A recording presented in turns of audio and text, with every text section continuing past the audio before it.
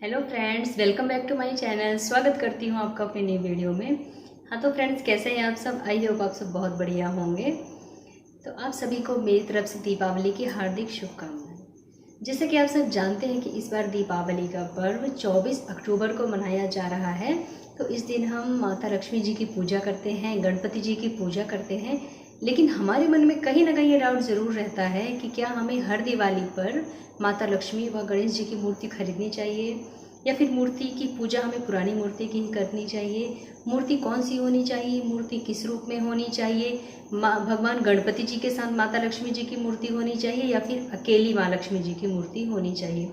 ऐसे में बहुत सारे डाउट हमारे मन में होते हैं। माता लक्ष्मी जी की मूर्ति हो, तस्वीर हो, या फिर धातु की बनी मूर्ति होनी चाहिए, या फिर माँ लक्ष्मी जी की मिट्टी की मूर्ति होनी चाहिए, या फिर पुरानी मूर्ति हो।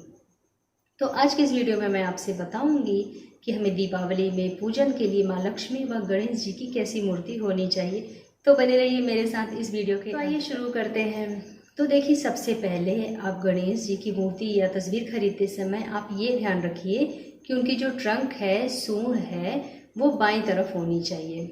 दूसरी बात, माँ लक्ष्मी जी की तस्वीर खरीदते समय ये ध्यान देने वाली ये बात है कि माता लक्ष्मी जी विराजित होनी चाहिए, बैठी हुई होनी चाहिए। खड़ी लक्ष्मी जी की तस्वीर या मूर्ति कभी ना खरीदें, क्योंकि लक्ष्मी जी तो वैसे भी बहुत चंचल होती हैं, चल देती हैं, वो टिकती नहीं हैं जल्दी हमारे घर में। इसीलिए उन्हें अपने घर में टिकाने के लिए आप उनकी बैठी हुई लक्ष्मी जी की पूजा करनी चाहिए। इसलिए आप हमेशा बैठी हुई माँ लक्ष्मी जी, जो कमल के आसन पर विराजमान हो, जिनके हाथ से धन बरस रहा हो, वही माता लक्ष्मी जी की पूजा आप कर सकते हैं। दूसरी बात आती है खंडित मूर्ति। कई बार क्या होता है कि हम मूर्ति खरीदते समय ध्यान नहीं दे पाते हैं और खंडित मूर्ति ही घर लेकर आ जाते हैं। तो हम अपने मन को डाइवर्ट करने के लिए उसमें कलर तो लगा देते हैं कि खंडित हिस्सा हमें दिखाई नहीं दे रहा है, लेकिन मूर्ति तो खंडित ही है। खंडित मूर्ति चाहे वो तस्वीर ही क्यों ना हो, माता लक्ष्मी जी की हो या फिर अन्य कोई भगवान की मूर्ति हो, लेकिन हमें खंडित मूर्ति की पूजा बिल्कुल भी नहीं करनी है। तो इसके लिए आपको क्या करना चाहिए कि आपके घर के पास जो मंदिर हो पास में, वहाँ पर पीपल के वृक्ष के नीचे आप उन मूर्तियों को रख सकते हैं, या फिर आप उन मूर्तियों का विसर्जन भी कर सकते हैं। क्योंकि खंडित मूर्तियों को ना तो घर में रखना चाहिए और ना ही उनकी पूजा करनी चाहिए, और ख़ास करके दीपावली के दिन तो खंडित मूर्तियों की पूजा बिल्कुल भी नहीं करनी चाहिए। और दूसरा डाउट जो लोगों के मन में रहता है, तो ये रहता है कि दीपावली के दिन क्या हम पुरानी मूर्ति, लक्ष्मी जी की मूर्ति या फिर गणेश जी की मूर्ति की पूजा कर सकते हैं? लेकिन हाँ, अगर आपके घर में धातु की मूर्तियाँ हों तो आप बेशक उनकी पूजा कर सकते हैं। अगर आप नई मूर्तियाँ खरीदना चाहते हैं तो बेशक खरीद सकते हैं, लेकिन जो घर में रखी हुई मूर्तियाँ हैं, पुरानी मूर्तियाँ हैं धातु की, आप उनकी भी पूजा अर्चना कर सकते हैं दीपावली के दिन। तो उन्हें शुद्ध करने के लिए आप उन्हें गंगा जल, पंचामृत और शुद्ध जल से स्नान कराकर आप उनकी पूजा पूरे विधि विधान से कर सकते हैं। जरूरी तो नहीं है कि आप पुरानी मूर्तियों को घर से निकाल दें और नई मूर्तियों को घर में लाके स्थापित करके उनकी पूजा करें। हाँ, अगर मिट्टी की मूर्तियाँ हैं तो उनका पेंट हल्का हो गया है या फिर वो थोड़ी बहुत खंडित हो गई हैं, तो आप उन्हें बहुत आदर से उन्हें लाकर लाल कपड़े में रख के, लाल फूल चढ़ाकर आप उन्हें आदर सम्मान पूर्वक पीपल के वृक्ष के नीचे रख सकते हैं, या फिर उन्हें जल में विसर्जित भी कर सकते हैं।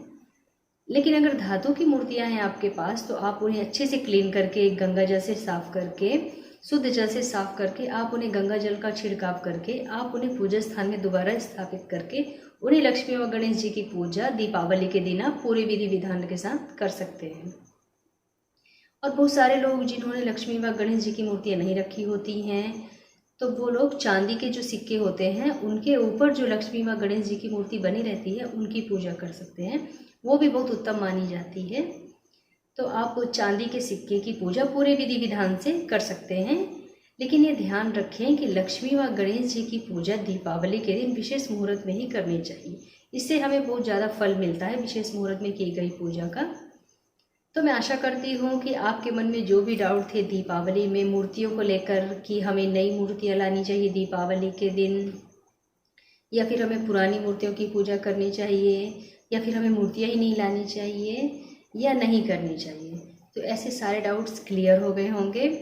तो अब आप बेफिक्र होकर इस दीपावली में माँ लक्ष्मी और गणेश जी की पूजा पूरी श्रद्धा से करें और अपने घर में सुख, समृद्धि और शांति के लिए माँ लक्ष्मी व गणेश जी से प्रार्थना कीजिए। तो मैं आशा करती हूँ कि आपको इस वीडियो से आपके मन के जो सारे डाउट थे दिवाली की मूर्ति को लेकर के थे, दिवाली की पूजा को लेकर के थे कि हमें दीपावली के दिन लक्ष्मी व गणेश जी की नई मूर्तियाँ लानी चाहिए या नहीं लानी चाहिए, या फिर हमें पुरानी मूर्तियों की पूजा अर्चना करनी चाहिए या नहीं करनी चाहिए पुरानी मूर्तियों की पूजा अर्चना, ऐसे सारे डाउट क्लियर हो गए होंगे।